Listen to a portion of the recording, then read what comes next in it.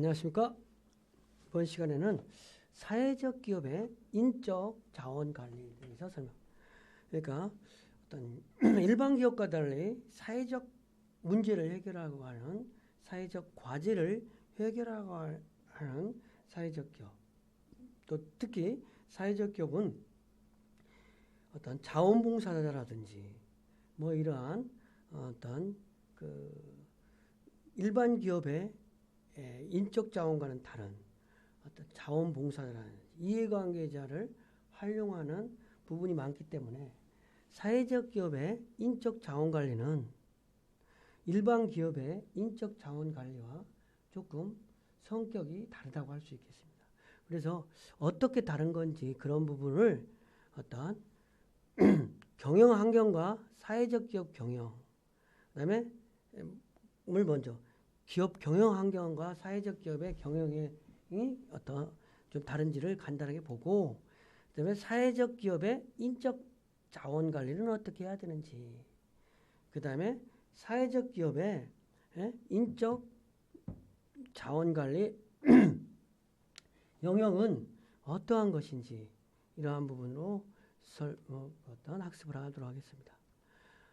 기업에서 경영 환경에는 환경이라고 그러면 기업에 영향을 미치는 정치, 경제, 사회, 문화, 그걸 패스트라고 그래요. 그거를 어떤 기업 내부, 외부 모든 요소를 환경이라고 해요. 기업 환경이라고 할 때는 기업 활동에 영향을 미치는 기업의 내부의 모든 요소를 기업 환경이라고 해요. 기업은 진공 속에서 어떤 기업을 하는 게 아니라 어떤 사회 속에서 기업을 하기 때문에 정치적인 사회, 문화, 기술 이러한 여러 가지 어떤 환경에 의해서 영향을 받는다는 거죠.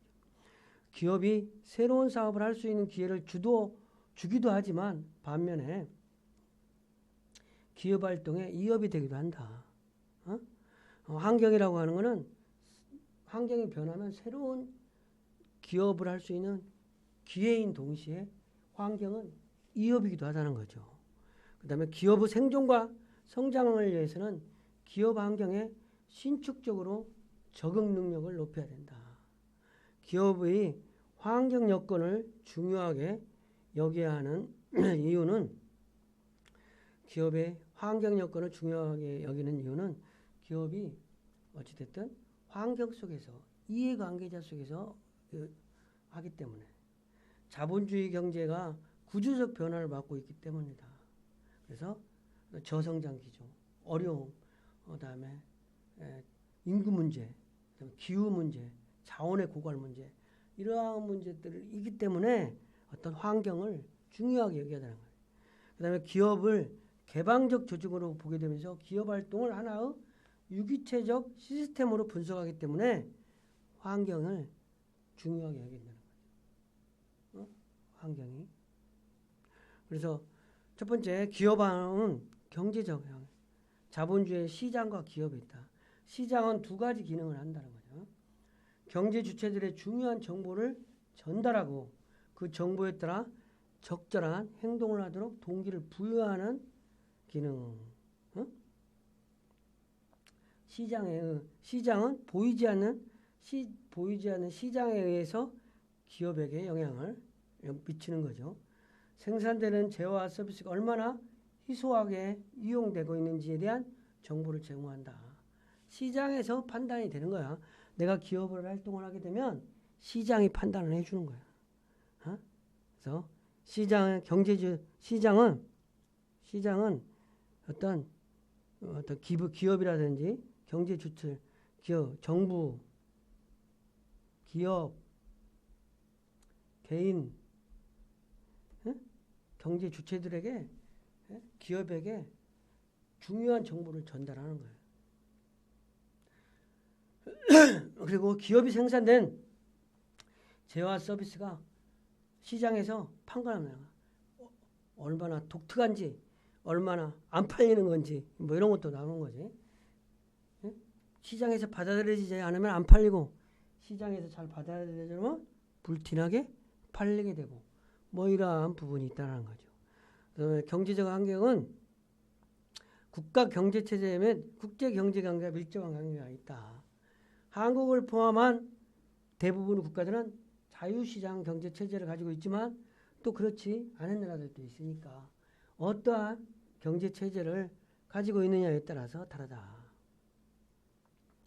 자유시장을 기반으로 하는 자본주의 경제는 경제 운영 메커니즘을 크게 거시경제와 미시경제로 구분하여 경기 동향을 조사하여 경제 발전의 장단기적 추세를 파악하게 된다는 거죠.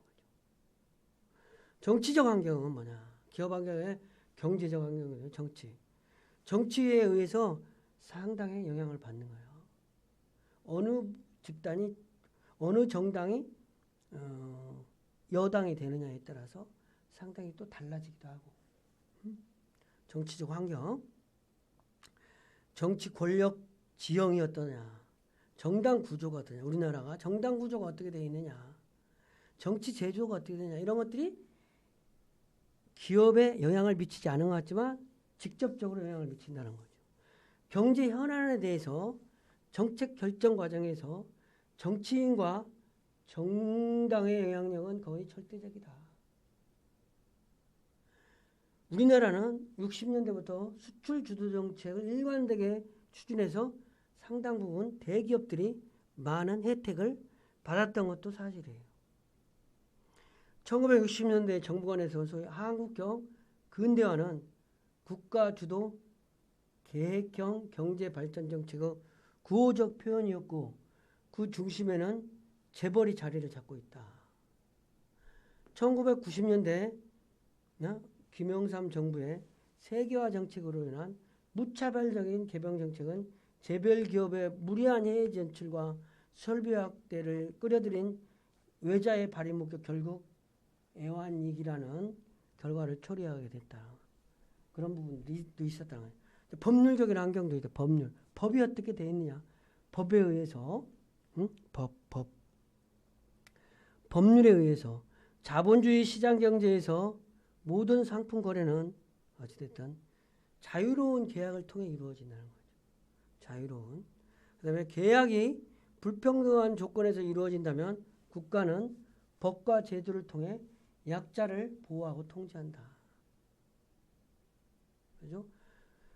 우리나라에도 어떤 법률에 의해서 근로기준법이라든지 노동조합 및 노동관계조정법, 노동위원회법,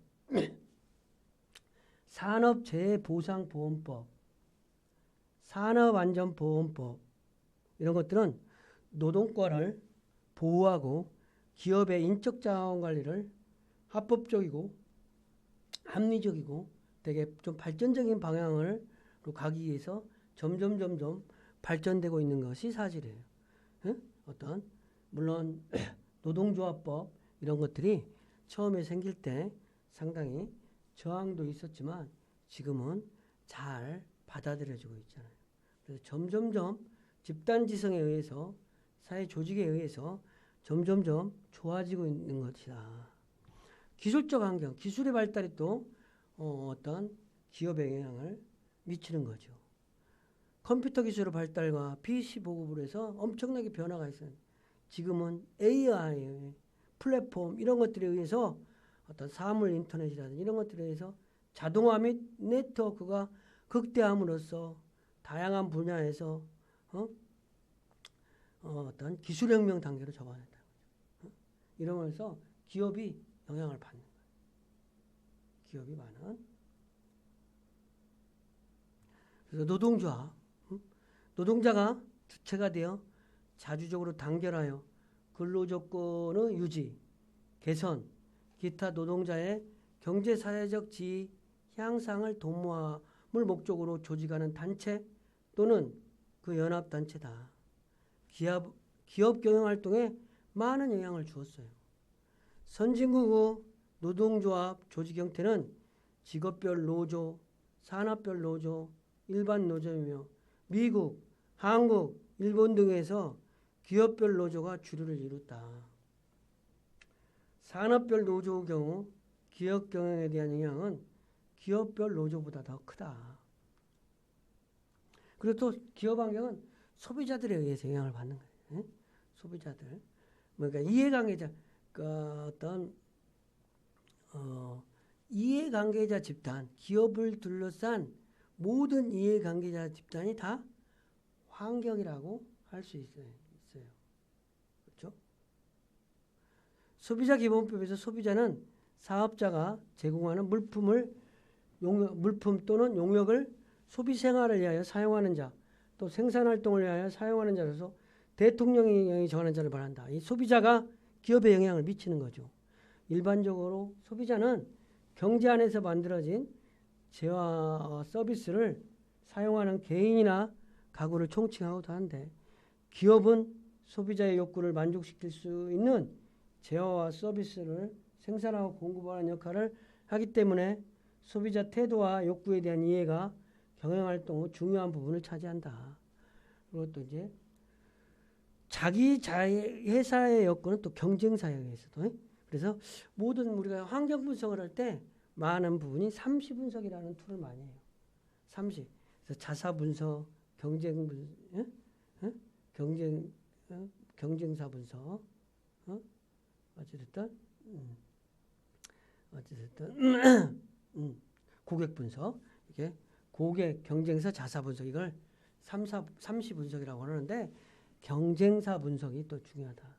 경쟁사, 우리가 경쟁에 대해서는 어렸을 때부터 잘 익숙해 돼 있잖아요. 우리가 좀 그 아들이 시험에서 몇 점 맞았냐? 90점 맞았어요. 그러면 아, 잘 봤다. 네 친구는 100점 맞았어요. 에이, 못 봤다. 또 아들이 70점 맞았어요. 시험에. 뭐 별로 못 봤는데. 네 친구는 몇 점 맞냐? 걔는 50점 맞았어요. 잘 봤다. 이러잖아요. 우리가 그래서 경쟁은 우리가 어렸을 때부터 많은 부분이 경쟁 환경에서 잘하고 경쟁 부분을 잘 유지하고 있어요. 그래서 그런 것처럼 경쟁은 기업에 있어서도 환경으로서 중요한 역할을 하는 거예요. 시장에서 독점적 이치를 갖는 기업이 아니면 비슷한 제품과 서비스를 생산하고 더 많은 고객을 확보해 경쟁한다. 유능한 인적 자원을 확보하는 것이 기업 경쟁력을 갖는 중요한 조건이므로 채용, 보상, 훈련, 육성 등 인적 자원의 전략 매우 중요한 과업 환경이다. 그래서 요즘에는 많은 사람들이 어떤 대기업, 그 다음에 공기업, 그 다음에 공무원, 이런 부분을 많이 선호하게 되는데, 실질적으로 어떤 중소 창업이라든지 중소기업, 사회적 기업 같은데 입사해서 의미 있는 성과를 만들어서 그 어떤 부가가치를 창출하는 것도 대단히 중요한 일 중에 하나다. 그리고 이제 요즘은 이제 처음부터 대기업보다 단계를 거쳐서 처음에는 거의 중소기업 같은 데 취직해서 다음 단계 이러한 성장의 툴 같은 것도 많이 발달되어 있어요. 그런데 사회적 기업의 경영 환경은 뭐냐? 일반 기업의 경영 환경은 그렇지만 또 사회적 기업이 가지고 있는 특별한 경영 환경이라는 게 있다. 일반 기업 환경과 과업 환경을 일반적 환경과 과업 환경을 가진다. 사회적 지향이라는 특정한 목적을 가지고 있으니까 다른 환경이 또 가지고 있는 거죠. 일반 기업과 마찬가지로 똑같은 일반적인 환경의 영향을 받게 되며 지속 가능한 경영 활동을 수행해야 한다. 그래서 사회적 기업가 정신이 대두되면서 사회적 기업은 경제적 수익과 사회적 사명이라는 두 목표를 균형 있게 실현하기 위해서 사회적 혁신 조직으로 대중적 인지도를 높여가는 사명이 있다. 그러니까 우리는 사회적 기업은 사회적 혁신 조직, 목표가 다르기 때문에 사회적 혁신 조직,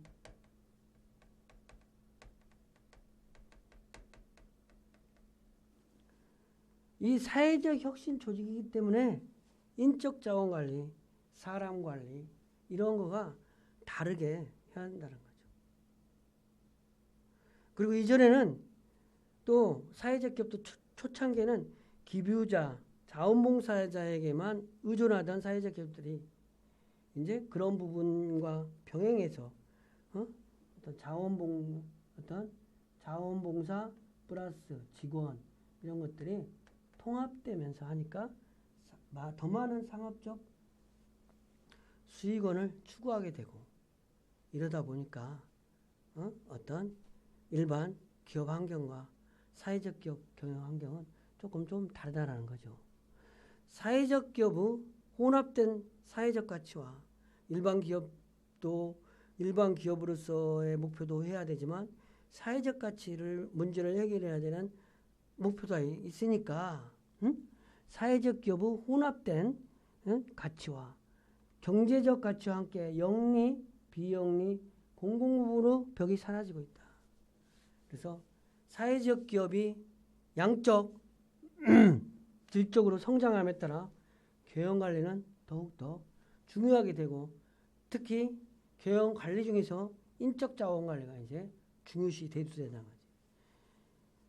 영리 조직, 비영리 조직, 공공기관 등을 포함한 모든 조직들의 경영에 있어서 인적 관리는 아주 중요해. 사람 관리가 사람 관리가 그렇잖아. 기업을 해야 되느냐 마느냐에 창업을 할 거냐 말 거냐 가장 중요한 것 중에 하나에 1인 창업 말고 사업을 해야 될 거냐 말아야 될 거냐 중에서 가장 중요한 핵심적인 요인이 리더십, 사람과의 관계를 얼마나 잘할 수 있느냐는 사람이냐에 따라서 기업을 해야 되고 말아야 되는 게 있는 거예요. 사람 관리, 리더십이 중요한 요인이 되는 거죠. 그래서 인적 자원 관리를 잘하는 리더십이야말로 아주 중요한 자원 중에 하나인 거예요.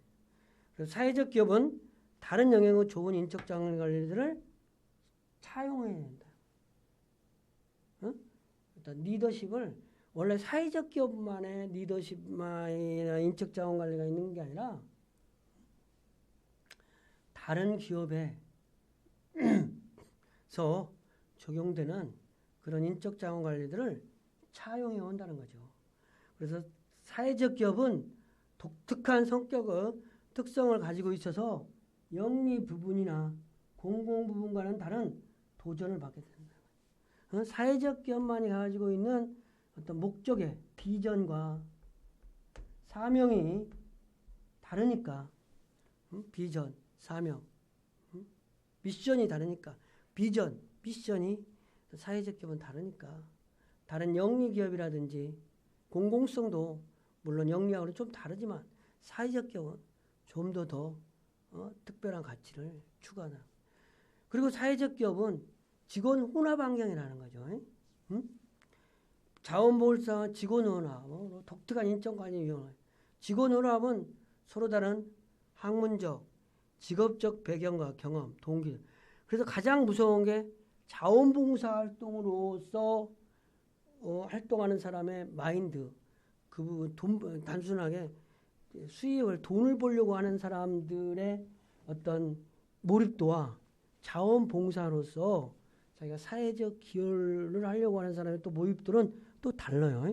그렇다고 해서 무조건 자원봉사자의 몰입도가 돈을 벌려고 하는 사람의 몰입도보다 무조건 크다 이렇게는 개인차도 있고 여러 가지가 있지만 또 미션이 조금씩 다르다는 거지. 그래서 인적 자원의 합리적이고 질서 있는 활용은 사회적 기업의 책임이기도 한다. 사회적 기업을 잘하는 거는 인적 자원을 잘 관리하는 거예요. 그래서 조직 관리, 리더십 이러한 부분이 일반 기업에서도 되게 중요하지만 사회적 기업의 인적 자원 관리는 아주 중요한 요소다. 그래서 자원 활동가, 자원봉사자 등 이런 사람들을 관리도 하고 근로계약에 한 유급직원 관리 그렇다고 해서 모든 거를 자원봉사에만 하고 어떤 열정페이 어떤 미션을 사회적 기업 비슷하게 해가지고 종업원들의 열정페이로 어떤 열정페이에 근거해서 기업을 운영하려고 하는 부분들도 있어요. 그러면 안 되는 거지. 응? 유급 직원과 자원봉사자 차이가 있다. 유급 직원은 정식 계약을 맺고 상근하는 거예요. 급여와 직책과 같은 도구적인 목표에도 근거를 하고, 동기는 직무 수행, 근태, 생산성 등 조직적인 문제들과도 관련돼. 유급 직원은. 응? 자원봉사자는 근로계약은 없지만 심리적 계약으로 단시간 근무를 한다. 본질적인 동기인 다른 사람들을 돕기 위한 욕구를 충족시키고 내적인 심리적인 거라든지 보상을 통해서 동기부여를 받는다. 그러니까 유급 직원의 태도와 자원봉사자가 다르니까 이러한 부분에 대하는 태도, 이런 부분에 관리하는 방법, 리더십의 구현 이런 게 다르게 나타나야 되는 거죠. 사회적 기업의 인적 자원 관리의 실천은 생산성과 효율성을 향상시키는 동시에 지식과 경험을 발전을 제공하는 거야. 특히 자원봉사자들에게는 지식과 경험을 제공하는 장이 돼야 되는 거야. 그래서 바인치라는 분이 조직의 목표 달성을 위해 직원의 지식, 기술, 능력 및 기타 특성을 효과적으로 사용할 수 있도록 조직 안에서 이루어지는 공식적 체계를 설계하는 것으로 정했다. 그래서 모집과 채용, 근무평가, 보상, 훈련과 개발 등과 같은 인적 자원 실행 분야들을 포함한다. 건강하고 지속 가능한 사회적 기업 안에서 충분히 기능을 발휘해야 된다. 사전 예방적인 역할을 할 필요가 있으며 환경에 따라 변화에 요구에 대응하기 위한 전략 마인드를 가져야 된다. 그래서 사회적 기업의 인적 자원 관리 실천과 사회경제적 가치 창출하는 거가 좀 차이가 있다 보니까 우리가 관리를 다르게 해야 된다는 거죠. 그래서 인적 자원 관리의 실천은 인적 자원을 보존을 지향하는 인재 육성, 그 다음에 목표 완료 및 성과당성을 강조하는 업무 평가, 미래 노동자 원천으로서 목표 인구를 개발한다든지, 자원 활동과 팀 구성, 경영 참여 구조 이런 거에 되면 사회적 가치 창출이라든지 경제적 가치 창출은 조금 다른 내용이라는 거죠. 사회적 기업에서는 이런 세 가지를 같이 통합적으로 하는 거야. 직원들에 대한 적절한 보상과 사무 질을 향상시켜 이것을 직원 및 가족들을 위한 사회적 이익을 창출하는 거죠. 그래서 사회적 목표 달성의 효과성은 행위자와 조직관계를 개선하기도 하고, 지역사회 개발은 주민들과 기업의 근로자에게 이익이 되며 고용 가능성을 유발한다. 사회 성과를 창출하는 조직 역량은 증가한다. 직원들의 발전을 촉진하고 역량을 강화한다는 거죠. 경제적 가치 창출은 직원 유지 정책은 회사와 장기적 관계를 형성한다. 목표 달성 효과는 사회 투자를 최적화하고 조직의 새로운 계획 수립 가능성을 창출한다. 자격을 갖춘 인력을 채용하기 위한 더 나은 원천을 창출하며 인적 자원 관리 효과성을 성장시키며 이를 통해 회사 제품과 서비스가 개선된다. 인적 자원 비용이 감소하고 지역사회에서 조직 이미지는 강화된다. 리더십 중심 경영의 위험은 감소하고 조직의 지속 가능성은 높아진다는 거죠. 사회적 기업 인적 관리 실천은 인적 관리에 도입을 할 때 장애물. 인적 자원 관리할 때 사회적 기업이 인적 자원 관리를 실천하는데 첫 번째 인적 자원을 도입할 때 장애물이 있다는 거예요. 어떤 경영주에 대한 문화적 장벽이 있는 거지.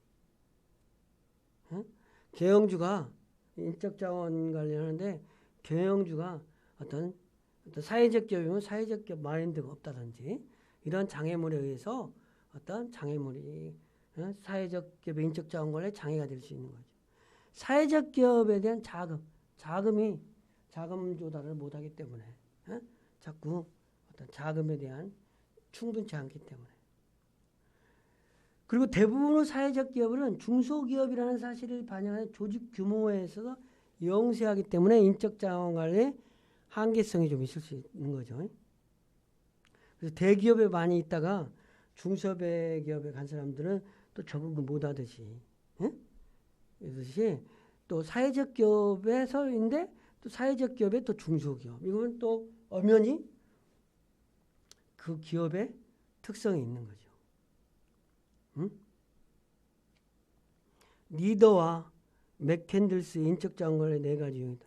행정적 인적 자원 관리, 동기부여 인적 자원 관리, 전략적 인적 자원 관리, 가치주도 인적 자원 관리 이렇게 있다는 거죠. 행정적 인적 자원 관리, 동기부여 인적 자원 관리, 전략적 인적 관리, 자원주도 인적 자원 관리 이렇게. 그러면서 인적 자원 기반을 하느냐, 그 다음에 전략 방향에 따라서 인적 자원 관리 유형이 전략 방향성에 높으면 전략적 인적 자원 부분에만 기반을 두면 어떤 인적 자원 관리인데 이런 2가지 부분이 함의된 부분은 가치주도 인적 자원 관리라는 거죠. 가치주도. 그리고 전략 개발은 전략을 수립하고 실행하는 건데 전략을 수립하는 것은 사명을 수립하고 기업을 분석하는 거고 실행하는 것은 인력을 확보하고 조직 구조를 설계하고 인적 자원 관리, 자원 배분, 보상 체계 이런 것까지를 말하는 거다. 그래서 전략 수립은 첫째, 사회적 기업의 사회적 사명, 조직이 존재하는 이유를 기술하는 거고 외부 환경 분석으로 사회적 기업이 당면한 전략적 기회와 이업을 찾기 위해 실시하는 거다. 그다음에 실행은 조직 내에서 일어나는 일상적인 활동이 가능하게 만들어가는 거다. 전략 실행이 어떤 성공적으로 이루어지기 위해서는 목표 달성을 위한 과업들이 계획대로 실행되어야 되고 구성원들의 과업을 수행할 수 있는 역량을 갖추고 있어야 된다. 전략 실행의 성공을 위해 고려해야 될 변수는 조직 구조라든지 과업 설계, 인력 선발, 보상, 정보 시스템 이런 것들에 의해서 달라진다. 인적 자원 관리는 이제 많은 부분이 있는데 이제 채용, 교육, 훈련 뭐 이런 전환, 배치, 승진 뭐 이런 채용 관리는 채용은 뭐 자격을 갖춘 사람, 어떤 선발은 효율성, 형평성, 적합한 사람 채용을 해야 되는 거죠. 일단 채용을 하기 위해서 조직 적합한 선발 기준은 직무, 조직 분석, 그 다음에 요구되는 인력의 특성, 어떤 사람을 뽑아야 되는지, 우리 조직의 특성은 뭐고, 요구되는 인력의 특성이 이거가 우리 특성과 조직이 맞는 이게 일치되는 사람을 뽑아야 된다는 거죠. 아무나 뽑는 게 아니고. 교육훈련, 뽑으면 뽑는 거가 중요한 게 아니라 이제 교육훈련을 지속적으로 잘 시켜야 돼요. 직원들이 자신의 직무를 수행하는 데 필요한 지식, 기술, 능력을 조직 목표에 달성할 수 있도록 돕는 것이 교육훈련이라는 거예요.